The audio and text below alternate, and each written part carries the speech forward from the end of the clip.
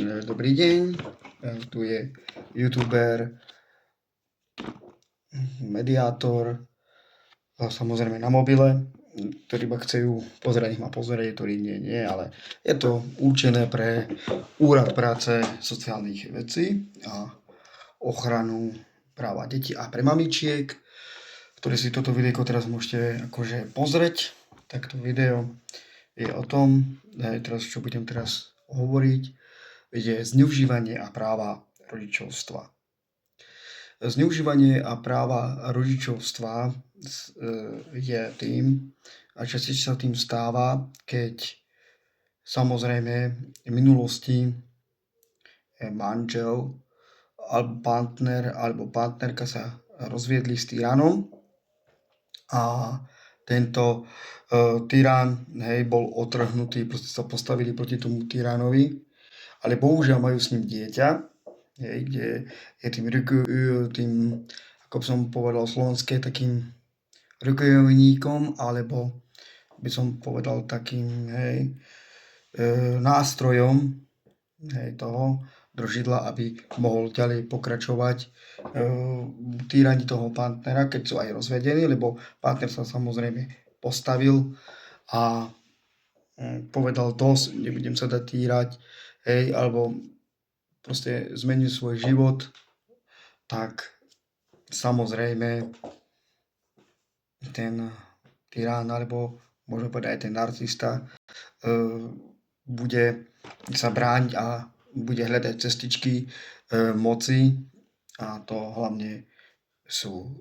tie deti. A to je tá posledná slamka, ktorí sa oni chytajú týchto detí, ktorí používajú ako mocnú zbraň na emociálne vydieranie, ktoré, ako hovorím, tiež má tie fatálne následky, že trpí tým emóciami aj dieťa, aj matka.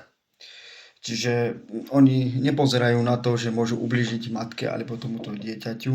ale naopak oni si proste to rekonštruujú alebo proste pomstievajú to svoje ego, ktoré boli urazené, ktorých bolo podvedené, lebo že im bolo ublížené a že proste sú nevďační, že proste si narúrujú tí tyrania alebo tí narcisti, že im bolo viacej ublížené a zradené a že tá matka alebo partner alebo partnerka boli tí zlí a preto sa so ňou rozviedli a ublížili mi, tak budem ich prostredníctvom tohoto dieťa ako rikujovníka, prepáčte za ten výraz rikujovník, neviem to tak vysloviť, tak tú osobu, cez toho malého budem držať ako poistku, tak budem hovoriť poistku, nie rikujovník, ale poistku, ktorý budem cez neho emociálne týrať a dobre vydierať, a proste ten ako sme aj hovorili už o tom, ak si pamätáte, antisvedomí, tak tam je,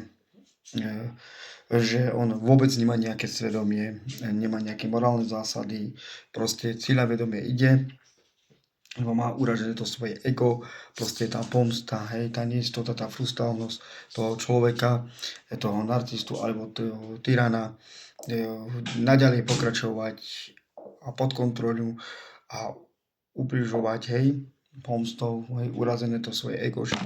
bolo postavené, bol opustený, proste už tá osoba ho neposlúcha, proste sa nedá manipulovať, tak budem vydierať cez to dieťa.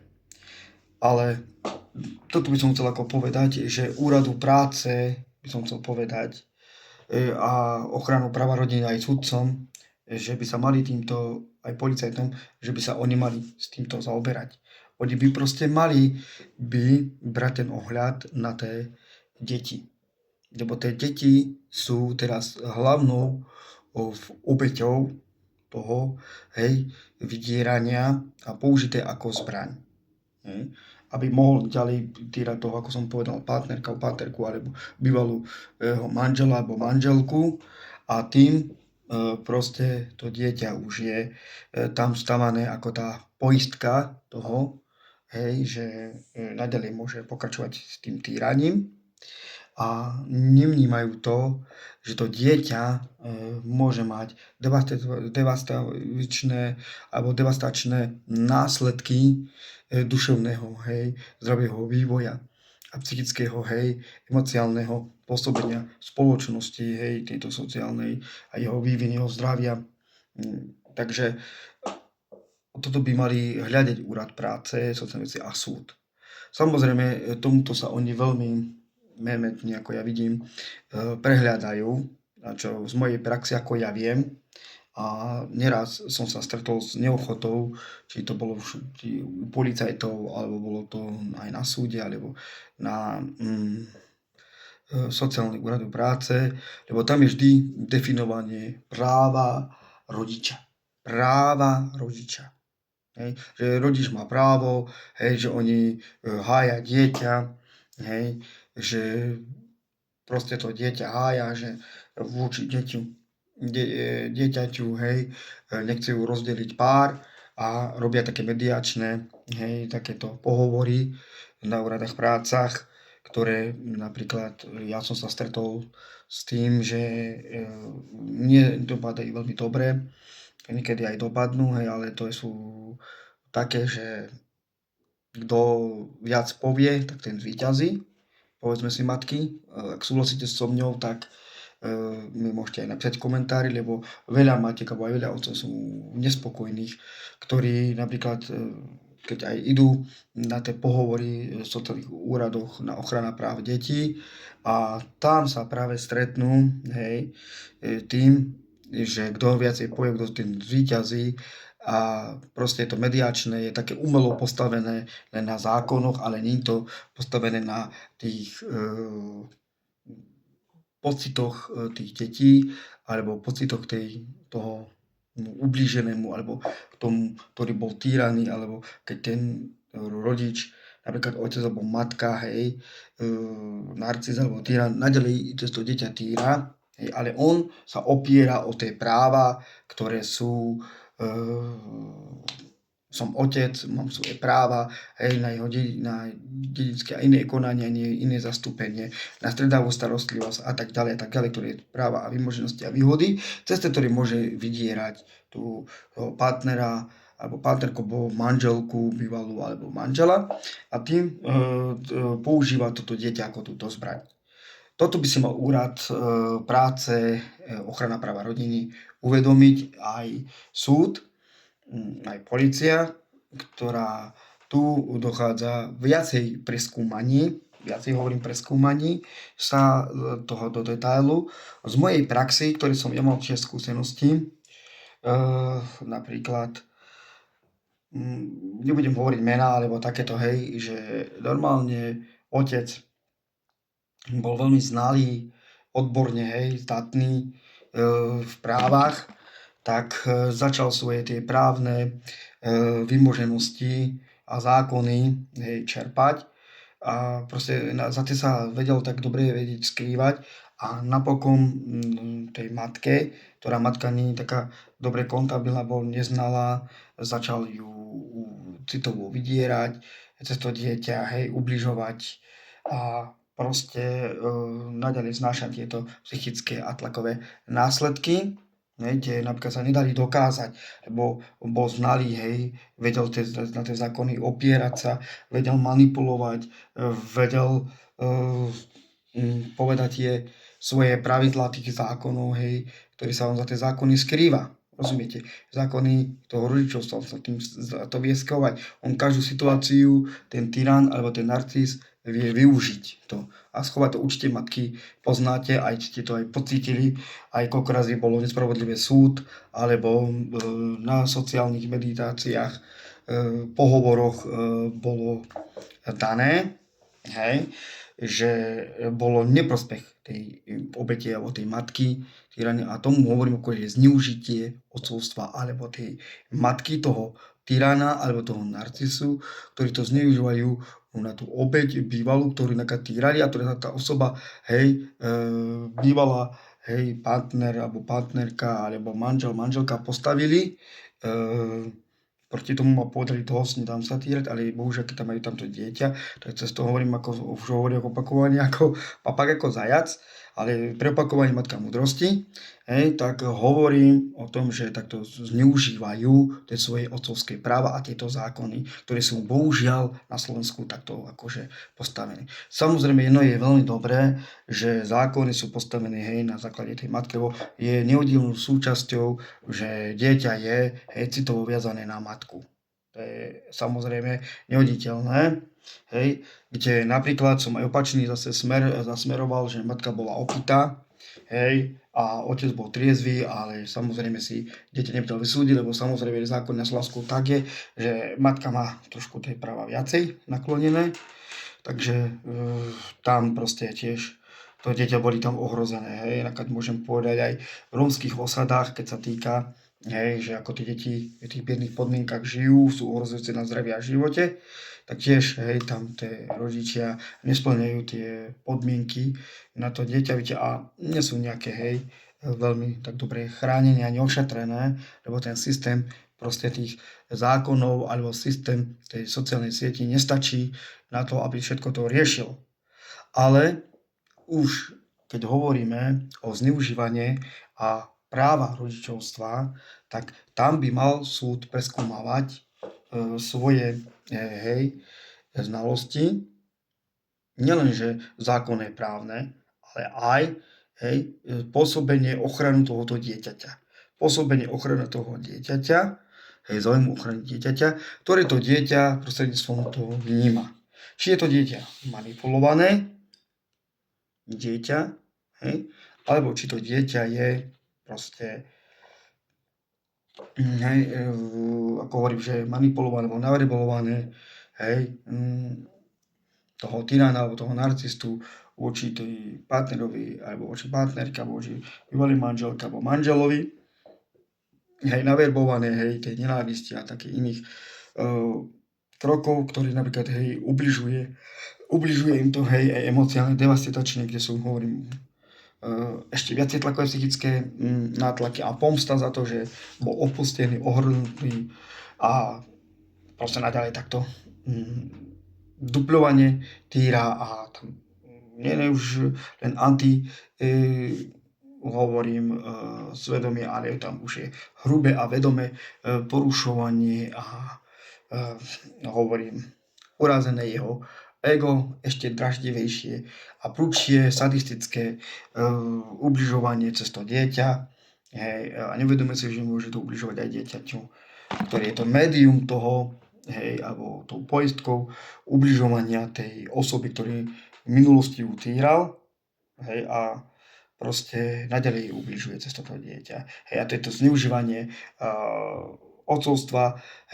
a poistky tohoto dieťaťa, ktoré cez to dieťa zneužíva. Týmto systémom chcem povedať, že Úrad práce a sociálnych vecí by nemalo ochrana práva rodiny len na zákonoch fičať o apoze, lebo to je taká biflovačka. Ja hovorím, že oni majú len takú biflovačku. Ja mám takú skúsenosť osobnú, že ja mám napríklad, poviem X, nebudem hovoriť jej meno, som s tou osobou a s tou osobou, sme sa už neraz na sociálny úrad pokúšali dávať 3, 4, 5, 6 razy. Neúspelo nejakej dohode, iba len súdna dohoda, ktorá bola podpísaná v nejakým tak blablabla. Ale naďalej, túto osobu, ten bývalý otec, dcerky, cez ňu začal týrať matku, kde samozrejme som tam musel zasiahnuť, podniknúť nejaké kroky, uvedomelosti, trošku už pribrzdil, samozrejme, preto vám hovorím, treba si nahrávať všetky tieto, keď budete mať veľkú komunikáciu s bývalým partnerom, alebo partnerkou, alebo manželkou, alebo manželom nejaké komunikácie, skrišotovať SNS-ky, alebo nahrávky, volania, dôkazové materiály, ktoré si môžete použiť na súde, že ste boli osobou zneužívané v prostredníctvom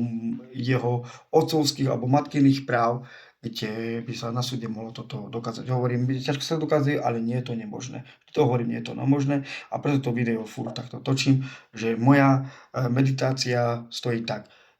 Ťažko sa dokazuje, ale nie je nemožné. Treba hľadať také kľuky, medzery tomu v týchto zákonoch, aby sa našlo a proste riešilo toto, že nemôže byť, aby matka alebo otec, hej, tyran, hej, alebo partner alebo partnerka, tyran a narcista, zneužívali tú obeť naďalej minulosti, ktorú týrali. A majú s ním spoločne to dieťa. Toto nikdy to by nemal nikdy dovoliť súd, ani policajti, ani sociálny úrad. Lebo tam už dopadá na to dieťa. Hej, a to dieťa samozrejme. Ja som mal takú osobu, čo by som mohol vám k tomu akože povedať. Mal som takú osobu, že táto osoba, poviem tiež X, hej, bola tak týraná, hej, že on bol kráľ, hej, tam budem hovoriť teraz o otcovi, a dcerka bola jeho princezna. A matka bola len slúžka a handra. Sem tam, to mi podaj, tamto mi podaj, ty neschopná, ty nenormálna, ty toto. To dieťa proste, hej, aj videlo, akože aj fyzicky, ten otec ju napadol, alebo ju ponižoval, urážal, hej, týmto spôsobom. A tu už ako vidíme, hej, ona si mohla ako princezna dovoliť všetko, čo len chcela, hej, že on bol kráľ a ona bola len sluha, taká handra, hej, ako taká keď videli ste aj tú popolušku, keď si zoberieme, tak tá rozprávka myslím, že je to pravdivá, keď si ju takto dáme, lebo to je v živote, vidíte, a proste musela zametať, práť, umývať, nákupy nosiť, na fľaše kupovať nákup, oni si kupovali všelijaké vybrané jedla, ona čo len mohla, to čo ostalo to zjedla, hej, a proste keď človek je unavený, vyšťavený, vydementovaný, hej, depresívny, tak ani takému človeku nechutí ani vôbec ani jesť. Hej, že dobre, že nedošlo k tej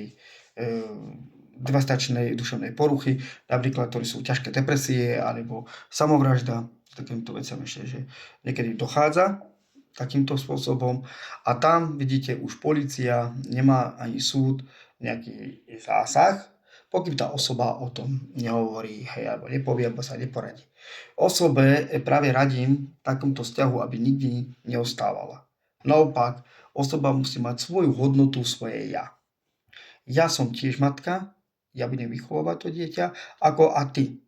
Mne sa toto nepáči a budeš mi rešpektovať. Ak to nebudeš rešpektovať, tak ja končím s tebou v spolupráci. Hej, a už začínam, buď podám na rozvod, alebo už odídem od toho človeka a začínam sa súdom súdiť o to dieťa a dokazovať, ktoré sú zlé návykové pre dieťa a jeho vývoj, škodlivé, hej, a proste potom súd už prisúdi to dieťa, hej, k akým podmienkám, hej, daným, a čo deti, hej, na to je tu práva, ochrana práva dieťaťa a súdca, alebo súdkynia, ktorá, hej, samozrejme toto súd rozhoduje, ochrana práva rodiny pre dieťa aj kurateli, čiže tam je aj kolizná opatrovnička, hej, ktorá tiež tieto podmienky skúma a tak potom aj súdobne potom tie deti proste prisúdia buď, viem na Slovensku najčastejšie to robia matkám, že matky majú, hej, takéto prisúdenie častejšie ako otcovia, čo ako z mojej praxi viem. Niekedy sú aj otcovia, malokedy. A takéto procesy, súdne úkony, ktoré sa konajú, hej, voči prospech ochrana práva dieťaťa maloletých, neopatrených, hej, kuratela. Takže súd takto prisudzuje a takto proste potom tá osoba, ktorá napríklad, hej, bola týraná, ako som aj teraz vám, hej, spomenul ten príklad, že otec bol kráľ, dcerka bola princezna, tam mohla všetko si dovoliť, a keď dcerka išla otcovi, hej, požalovať niečo, že mama mi toto nedovolila, alebo toto, hej, otec ju skrizoval, alebo ju zbil, hej, proste, alebo že cerka, ty môžeš všetko, keď nebudeš jesť, nemusíš jesť, keď sa nebudeš učiť, nemusíš sa učiť, tebe to nezakáže, ty si kráľovná, ty si princezna, ty si moja, hej, tak to, tá cerka už tú averziu na tú matku proste už pozerá vrchom, aj zabúda, nemá také tie citové s nimi, takže aj takými sme sa stretli. Už takýmto prípadom som sa stretol. A druhým prípadom som sa stretol, tak ako dcerka sa už postavila otcovi. Si neviete predstaviť, 13-ročná dcerka sa postavila otcovi, lebo bil, mlátil ju, hej, facky dával a ona prišla k nemu. Mal som aj také videnie, že som to možno aj tak posielal, ale nechcem to veľmi posielať pre citové povahy, hej. Ale skúsi takto rozvraveť, lebo ja keď som to pozeral, bolo mi z toho zle, lebo tá osoba mi to aj poslala, tak ani to nechcem uverejňovať. Tak tam otec ako fackal a bil tú matku a proste ona sa mu postavila, hej, pre tú ľadničkou, otec dosť, hej. A on povedal, vypadni do izby, vypadni, lebo uvidíš, hej, a on proste kľakla si, nevypadla, chytila ho za nohavicu a mohol hej, to otec aj vyfackať tú 13-ročnú, ale ho nepustila. Hej. Tá matka potom už dostala odvahu, už matka videla, že čo je, už šla susedom, hej, volala políciu na ňu a tak, a potom sa už robili tieto hej, úkony, lebo proste sa už postavili proti tomu, hej. Lebo tá dcerka už to nemohla vydržať, ako tá matka ju bije, hej, ako mláti, nevedela tá matka proste už sa brániť, proste si myslela, že to už je tak, už bola už navyknutá na to, na ponižovanie, na bitku a potom už keď videla, že to dieťa sa tak, tú silu jej dalo, tú emočnú silu, hej, to, že dosť a bránilo to dieťa, hej, to by ju neudrelo, tak to už matku zlomilo a dalo jej to silu a začala potom už aj konať voči tej osobe, tej týrani, hej, svojho muža alebo toho otca, hej, tej cerky 13-ročnej a skončilo to, môžem povedať, veľmi dobrom. Sedí už vo väzení a samozrejme žijú oni šťastný život. Takže ono je to sa postaviť, viete, ono je tá odvaha toho človeka, že dostať sa a ísť z tej pasci. Viete, a to sudcovia, viete, keby to pani sudkynia alebo sudca takéto niečo zažil a povedal by, hej, že na vlastnej koži, viete, tá empatia, zažiť to na svojej koži a byť týraný, hej, takúto osobu a nevysť tej pasce, viete, nevysť. Dneska je moderná doba, že môžeme výsť, hej, tej pasce, hej, ale niektorí nevedia výsť tej pasce, vážení, lebo ono, tie obete sú, ako som aj hovoril predtým v tom videjku, že si vyhľadávajú osoby, ktoré sú na okraj spoločnosti, ktoré sú není videné, ktoré sú není atraktívne, nie sú zaujímavé, hej, tak tie osoby proste, čo môžem vám povedať, sú radi, že takto sa o nich zaujíma, hej. A potom si založia tú rodinku, hej, začnú ich bláboliť, do tých klietky ich nedostanú, hej, alebo do toho zajatia, hej, alebo pasce, môžem povedať, neopatajú a potom už začne, ako som aj hovoril, tie vysoké nároky na nich, ponižovanie, pochybovačky, hej, a požierať ich ja, ich zdravé emócie, ako som hovoril, a demontovať ich sebavedomie a keď už tam tie deti sú, bohužiaľ, potom takéto nastávajú aj tým, že trpia tie deti. Hej, potom zase, keď sa, hovorím, už postaví tá matka bývalá, hej, alebo bývalý partner, otec, alebo bývalý partner matka, manželka, alebo manžel, hej,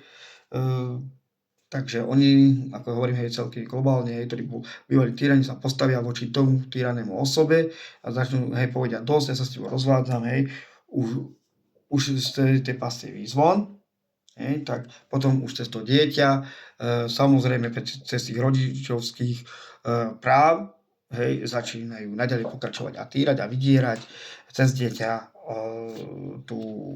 osobu, ktorú týrala, a pomstu a ohrnutie, ale je to väčšine a agresívne, viete si to predstaviť, to je taká nočná mora. Takže týmto systémom by som chcel povedať a pouvažovať na tom a dať do pozornosti, že aby súd okresný a sociálny úrad ochrana práva rodiny by mali práve hájiť a ombudsman detí by mal práve hájiť tie deti, ktoré sú emocionálnou poistkou alebo tým rukojemníkom, ak som teraz to trošku správne povedal, ale ak budem povedať poistkou, to tak neviem vysloviť. Takže,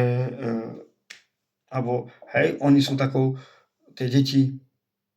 len takou guľou, odkazovou schránkou na to, a takou poistkovou pomôckou, aby mohli vydierať tú